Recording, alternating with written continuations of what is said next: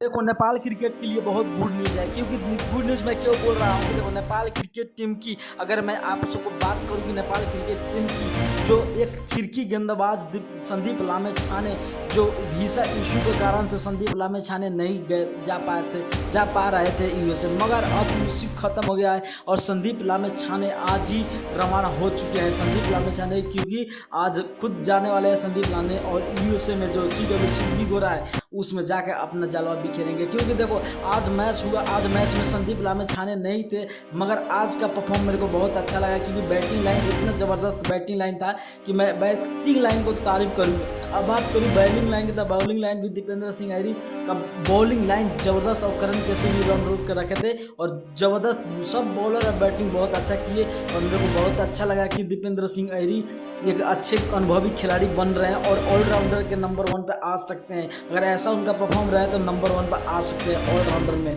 और संदीप लामेछाने का भी वीज़ा इशू प्रॉब्लम सॉल्व हो गया है और संदीप लामेछाने जाकर अगले मैच में वो खेल सकते हैं अमेरिका के यूएसए के खिलाफ। अगर आप लोग इस बात से सहमत हो, लाइक शेयर कमेंट जरूर करना, नहीं तो सब्सक्राइब करें।